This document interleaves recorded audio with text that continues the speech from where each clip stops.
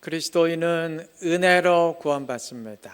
그 어떤 그리스도인도 부정할 수 없는 사실입니다.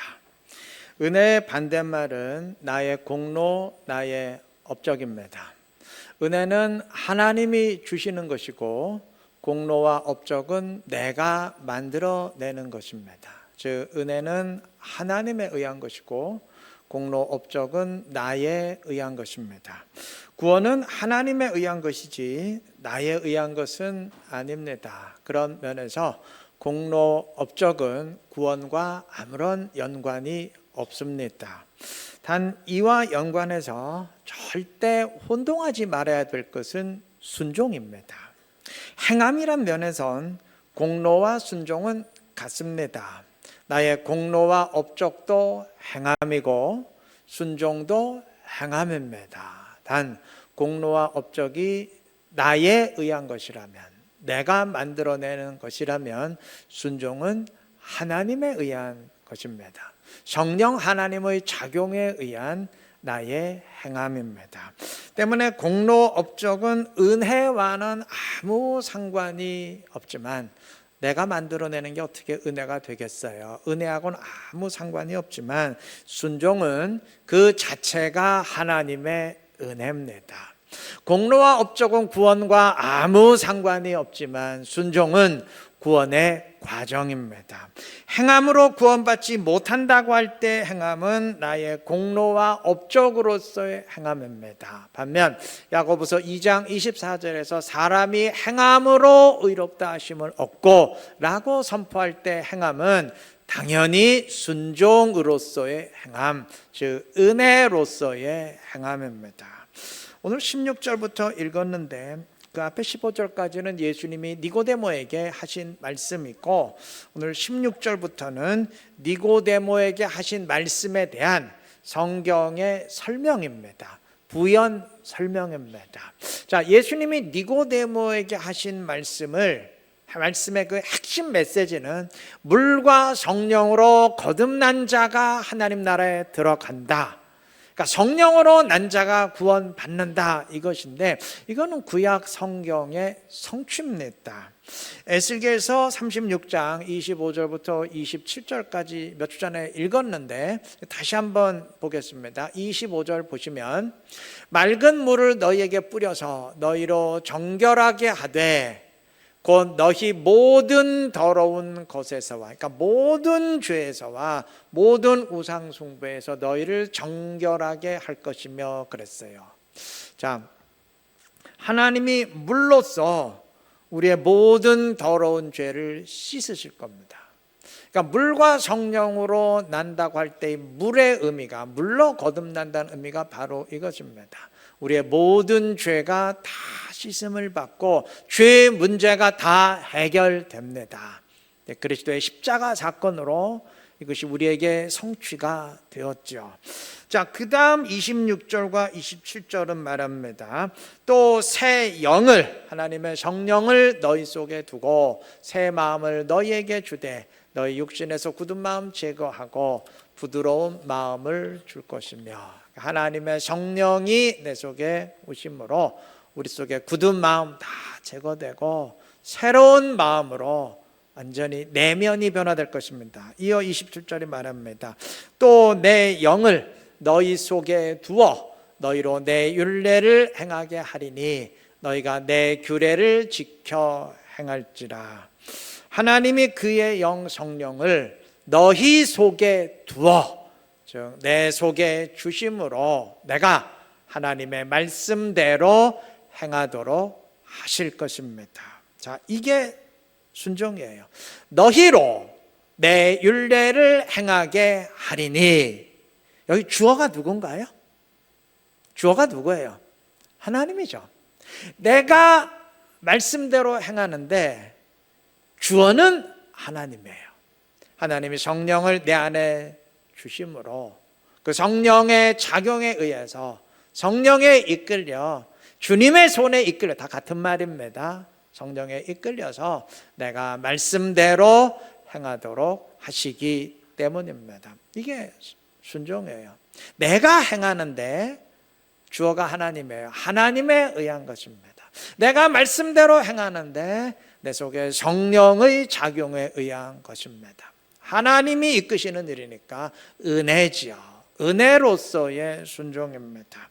물과 성령으로 거듭나는 것은 이 에스겔서 말씀의 성취입니다. 즉 성령에 의한 순종과 성령에 의한 거듭남, 영생의 존재가 되는 것은 이거 다른 말이 아니에요. 예언과 성취의 관계입니다. 오늘 본문을 통해서도 우리는 그것을 다시 한번 확인하게 됩니다.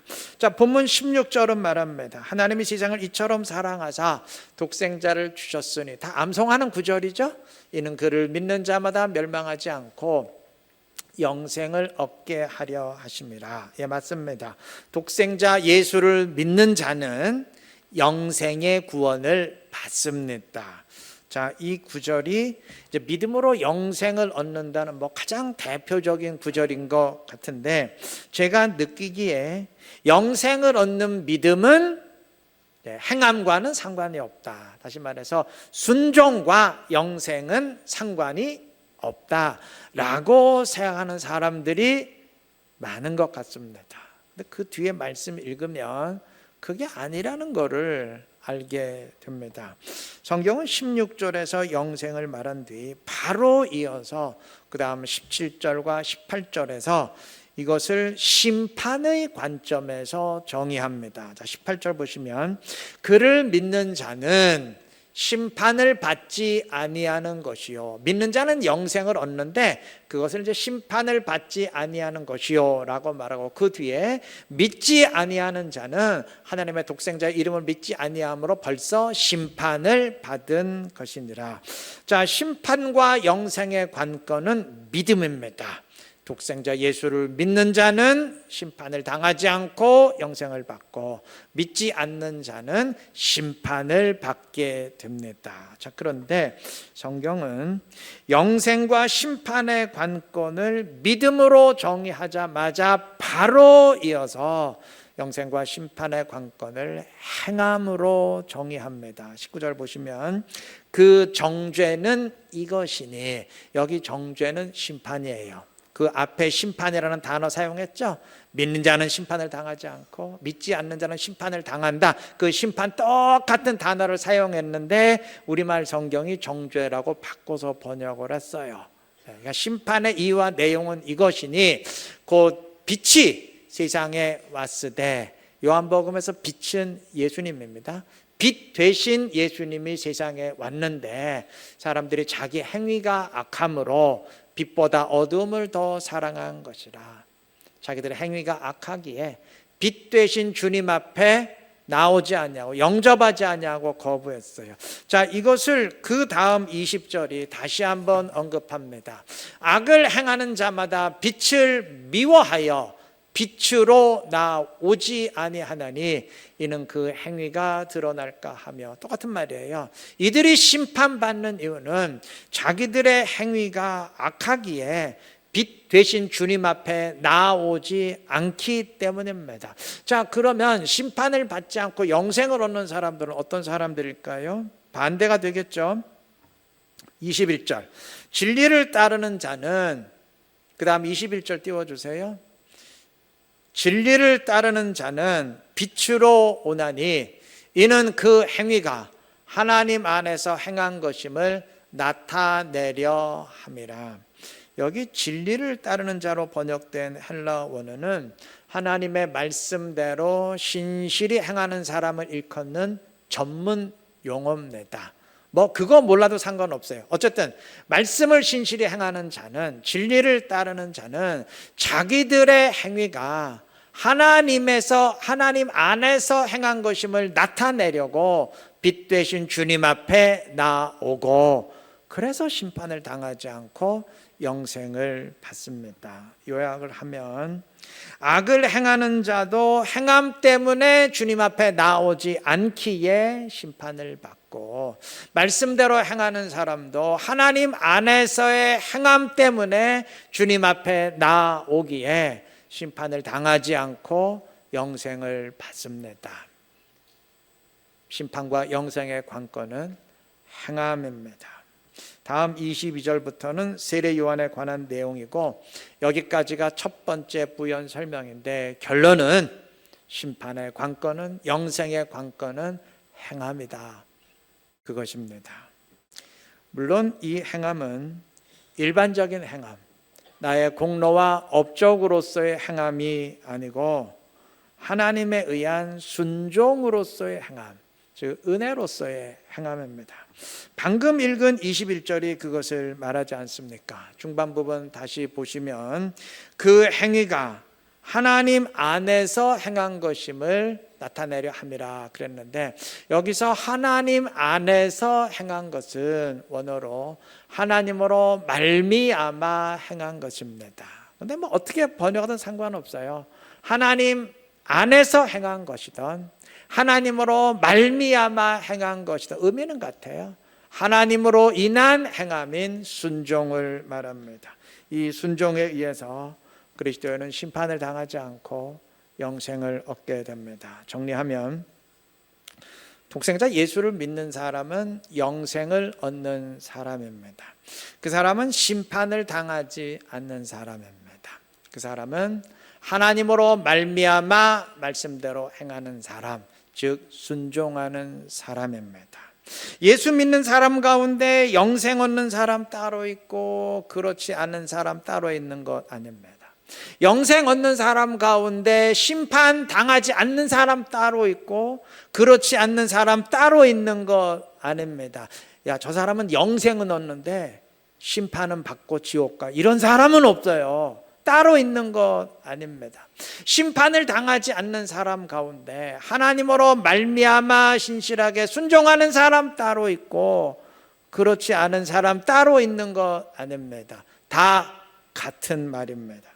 독생자를 믿는 자는 심판을 당하지 않고 영생을 이루고 하나님으로 말미암아 순종하는 사람은 심판을 당하지 않고 영생을 받습니다. 같은 말이에요. 그게 아니라면 성경 전체가 다 거짓말이 됩니다. 세례 요한에 대한 기록 이후에 31절부터 마지막 36절까지는 이제 두 번째 부연 설명인데 역시 결론은 똑같습니다. 순종입니다. 자, 마지막 36절 보시면 아들을 믿는 자에게는 영생이 있고 아들에게 순종하지 아니하는 자는 영생을 보지 못하고 도리어 하나님의 진노가 즉 심판이 그 위에 머물러 있느니라 그랬습니다. 중반 부분 보시면 순종하지 아니하는 자는 영생을 보지 못하고 분명히 선포했습니다. 성경이 똑똑히 말하는데 도대체 누가 순종과 영생은 직접적인 관련이 없다 그렇게 말할 수 있는 것인가요? 믿음으로 구원받는다고 하면서도 순종은 구원과 상관이 없다 하는 것은 그 자체가 모순입니다. 왜냐하면 믿음과 순종은 결국 같은 의미이기 때문입니다. 방금 읽은 36절 다시 보시면 영생을 얻는 자와 심판당하는 자를 대조하는데 상식적으로 아들을 믿는 자에겐 영생이 있고 라고 했으면 그 다음에 아들을 믿지 않는 자에겐 영생이 없고 라고 해야 되는데 성경은 아들에게 순종하지 아니하는 자는 영생이 없고 라고 했어요. 믿지 않는 자를 순종하지 않는 자로 말했습니다. 같은 의미이기 때문입니다. 여러분, 구원은 하나님의 선택과 예정에 의한 것입니다. 우리가 주님 믿고 영생 얻은 것은 하나님이 나를 미리 아시고 택하셨기 때문입니다. 성경이 분명히 증언하는 내용이고 우리가 다 믿음으로 고백하는 내용입니다. 자, 그러면 믿음과 순종이 같은 의미라면, 순종이 구원과 하나라면, 그러면 순종도 하나님의 예정과 택하심에 의한 것이라고 해야 될 것 아닙니까? 하신다면 예, 맞습니다. 성경이 정확히 그렇게 말합니다. 베드로전서 1장 2절의 증언입니다. 곧 하나님 아버지의 미리 아심을 따라 그의 예정하심에 의해서 성령이 거룩하게 하심으로 어떻게 되었느냐? 순종함과 예수 그리스도의 핏부림을 얻기 위하여 택하심을 받은 자들에게 그랬습니다. 성경은 우리를 순종함과 예수 그리스도의 핏부림을 얻기 위해서 하나님의 미리 아심에 의해서 택하심을 받은 자들이라 말합니다. 여러분, 성령에 의한 순종과 그리스도의 피로 죄 사함 받는 것은 하나님의 예정과 택하심에 의한 것이고, 그것이 곧 우리의 구원입니다. 그는 우리의 구원을 예정하셨습니다. 다시 말하면 그는 우리의 순종을 예정하셨습니다. 같은 말입니다. 그는 우리의 죄 사함을 예정하셨습니다. 그는 우리의 죄 사함을 위해 택하셨습니다. 그는 우리의 순종을 위해 택하셨습니다. 같은 말입니다. 죄 사함 없는 구원 없고 순종 없는 구원 없습니다. 이 사실 꼭 기억하시고 늘 성령을 내 안에 모시고 성령에 의한 순종의 길 걸어가시기를 바랍니다. 아마 오늘 이 설교 들으면서 마음속에 적잖이 부담되시는 분 있을 거예요. 야, 믿기만 하면 구원이랬는데 이거 순종해야 된다니 큰일 났네. 이거 어떡하지? 상당히 교회 바꿔야 되나? 다른 교회 목사들은 그런 얘기 안 하던데. 이런 분이 있을 거예요. 굉장히 심각하면, 여러분이 이 말씀 들으면 심각하지 않다면 그게 더 심각한 겁니다. 그런데 전제가 있어요. 하나님의 은혜입니다. 하나님이 성령을 내 속에 두심으로 하나님이 주어예요. 나로 하여금 말씀대로 행하도록 이끄실 겁니다. 성령을 모시면 됩니다. 그러면 내 마음이 변화되고 내 행동이 변화돼서 주님 앞에 오지 말라 그래도 올 거예요. 주님, 난 도저히 생각도 못했는데 내 마음이 이렇게 변하고 내가 이런 것 영적 싸움 이기고 순종하게 됐네요. 나도 놀라요. 당연히 주님 앞에 나오지 않겠어요? 진리를 따르는 자는 하나님 안에서 행한 자신의 행위로 인해서 주님 앞에 나오고, 그래서 심판받지 않고 영생 얻는다는 의미가 그것입니다. 하나님 안에서 순종한 것 때문에 주님, 이런 것도 제가 했네요. 은혜 감사합니다. 주님 앞에 나오게 되고, 그 사람이 하나님이 택하신 사람이고 그 사람이 결국 영생을 얻을 사람입니다. 하나님의 은혜입니다. 성령을 내 안에 모시고 성령에 이끌리시기를 바랍니다. 늘 불순종하니까 하나님 만나기도 싫어요. 피해 다녀야 돼요. 자기도 마음에 죄책감이 있거든요. 여러분, 신앙생활의 패러다임이 좀 바꾸십시다. 그 언제까지 피해 다닐 거예요? 언제까지 낯을 피할 겁니까? 순종함으로써, 하나님의 역사에 이끌림으로써 하나님 앞에 자진해서 나오고, 하나님 보십시오, 이가 내가 남긴 달란트입니다. 그렇게 할 수 있는 지혜롭고 복된 우리 모두 되시기를 바랍니다. 예수를 믿는 사람은 이미 영생의 구원을 받았습니다. 하지만 아직 구원이 완성된 것은 아닙니다. 우리 아직 천국 들어간 거 아니잖아요. 영생 얻었다는데 안 죽습니까? 그러면 죽잖아요. 아직 구원이 완성되진 않았기 때문입니다. 구원의 완성은 미래일, 마지막 때에 일어나는 일입니다. 이미 구원을 받았다는 것은 구원의 완성을 향한 과정이 이제 나에게 시작이 되었다는 의미입니다. 오늘 읽은 본문은 심판을 4번 말합니다. 심판은 마지막 날의 일이죠. 아직 일어난 일은 아니죠. 맞습니다. 영생과 심판은 마지막 날의 일이에요. 아직 우리 구원 끝나지 않았습니다. 아직 끝난 거 아닙니다. 여러분, 만약 구원이 이미 다 끝났다면 그럼 말씀대로 순종하는 것은 그건 단지 예의상의 문제일 뿐입니다. 구원은 이미 다 끝났기 때문에, 이미 다 끝난 문제이기 때문에 순종을 하던 안 하던 구원과는 아무 상관이 없지만 그래도 우리는 순종해야 돼. 왜? 주님이 나를 구원해 주시고 십자가에서 죽어주셨는데 그래도 양심이 있다면 그분의 뜻대로 살아서 은혜 보답해야 되지 않겠어? 그게 구원받은 사람의 마땅한 도리 아니겠어? 이러한 예의상의 문제가 됩니다. 즉 순종은 주님의 은혜에 보답하며 주님께 감사하고 높이기 위한 것이지 나를 위한 것 아니에요. 나의 영생과 심판을 결정짓는 내가 죽고 사는 문제는 아니게 됩니다. 그런데 성경은 너무 많은 부분에서 우리의 순종과 구원을 하나로 연결시킵니다. 몇 구절만 보십시다. 로마서 2장 13절. 하나님 앞에서는 율법을 듣는 자가 의인이 아니요 오직 율법을 행하는 자라야 의롭다 하심을 얻으리니. 의롭다 하심을 얻는다는 게 구원받는다는 말이라는 것을, 그 전문 용어라는 건 다 아시죠? 상식적으로. 고린도 후서 5장 10절입니다. 이는 우리가 다 반드시 그리스도의 심판대 앞에 나타나게 되어 각각 선악간에 그 몸으로 행한 것을 따라 받으려. 뭘 받아요? 심판을 받으려 함이라. 행한 것에 따라서 심판이 나뉘게 될 것입니다. 야고보서 2장 24절. 사람이 행함으로 의롭다 하심을 받고 믿음으로만은 아니라. 이 정도만 보면 될 것 같습니다. 굉장히 많은 구절이 이렇게 말합니다. 오늘 읽은 본문도 마찬가지 아닙니까? 물론 이 구절들이 말하는 행함은 공로와 업적으로 내가 만들어낸 행함이 아니고 하나님으로 말미암은 순종으로서의 행함, 은혜로서의 행함입니다. 여러분, 순종이 구원과 상관이 없다면 우리는 성경을 아마 쓰레기통에 갖다 버려야 될 겁니다. 이 구절들 어떻게 할 겁니까? 다 버립니까?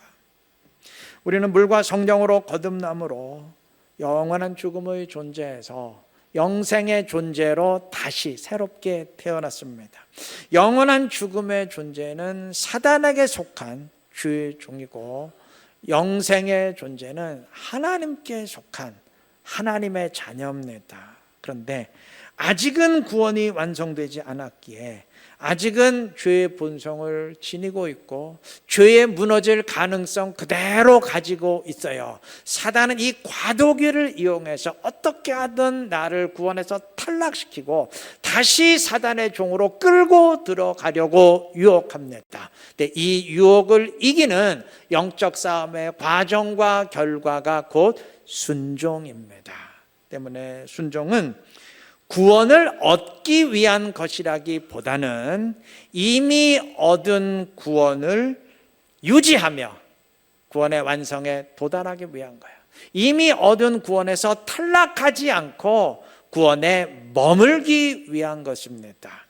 그리스도인은 순종을 통해서 이미 얻은 구원의 은혜에서 끊어지지 아니하고 끝까지 달려가다가 마지막 구원의 완성에 이르게 될 줄로 믿습니다. 성경엔 상을 받는다는 말이 종종 나옵니다. 동일한 의미에서 면류관을 받는다 이렇게 말하기도 합니다. 많이 읽어보셨죠? 주를 위해서 신실하게 헌신한 사람, 또 신앙의 길을 잘 달려간 사람은, 한마디로 말해서 순종한 사람은 상을 받습니다. 면류관 받습니다. 성경은 이 상 다 받으라 말합니다. 고린도전서 9장 24절이 말합니다. 너희도 상을 받도록 이와 같이 다름질하라. 자, 상을 받으라 말하는데 사람들은 흔히 이 상과 면류관을 천국에서 받는 여분의 상으로 이해하려고 합니다. 신앙생활 잘한 사람은 천국에서 상을 받고 아주 잘했으면 큰 상을 받고, 근데 반대로 뭐 믿기는 믿었는데 이거 완전 나이롱 신자들, 그냥 간신히 신앙생활 한 사람은, 제멋대로 신앙생활 한 사람은 아무런 상도 받지 못하고 그냥 부끄러운 구원 받는다. 이거 비유적으로 말하면 신앙생활 잘한 사람은, 난 여기 왜 목사를 끼워 넣는지 모르겠는데 목사에게 잘한 사람 그걸 꼭 끼워 넣더라고요, 사람들이. 그런 사람은 천국에서 큰 상을 받아갖고 천국에서도 아주 고급 아파트에 살고 상 받지 못하는 사람은 초가집에서 살더라. 뭐 그런 얘기 많이 들어보셨죠? 그래서 행함의 문제를 해결하려고 합니다. 성경이 행함을 그토록 강조하는데, 행함과 천국을 연관시키는데, 뭐 성경이 그렇게 말하니까 그걸 무시할 수는 없고, 그래서 어떻게 이 문제를 해결하느냐? 행함이 있건 없건 천국과는 상관이 없는데, 뭐 다 들어가는데, 단 행함이 있는 사람은 천국에서 여분의 상, 큰 집에서 살고 행함이 없는 사람은 그냥 간신히 구원은 받는데 상은 없다. 뭐 이런 식으로 행함의 문제를 해결하려고 합니다. 여러분, 성경이 말하는 상이 정말 그런 거라면요, 그까짓 거 받을 필요 없어요. 그냥 너나 받아라 그러면 됩니다. 여러분, 천국에서 큰 집을 받은들 뭔 의미가 있어요? 금은 보석 받은들 뭔 의미? 깔린 게 보석인데 돌멩이죠. 뭘 받은들 더 좋아질 것 없어요. 그 무엇을 더하고 보태도 더 이상 좋아질 수 없는 완벽함이 그 천국의 구원인 줄 믿습니다. 히브리서가 완벽함, 온전함에 대해서 몇 번 강조해. 천국은 완벽함입니다. 명심할 것은 성경이 말하는 상, 면류관은 여분의 상이 아니고 구원 자체입니다. 구원을 상으로 말합니다. 구원보다 더 큰 그 이상은 없습니다.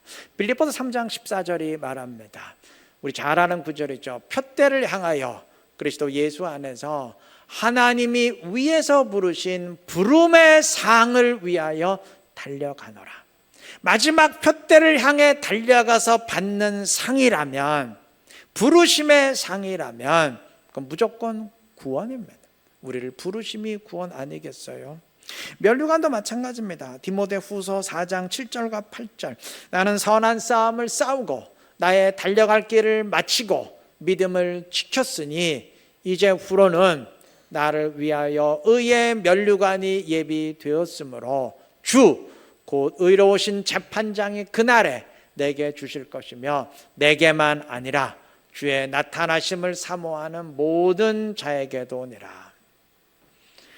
주의 나타나심을 사모하는 모든 자에게 주는 상이 면류관이라면, 모든 성도에게 주는 상이 그 상이라면 이건 무조건 구원입니다. 여러분, 성경이 약속한 상이 여분의 상이라면 안 받아도 상관없습니다. 아, 그래, 너나 받아.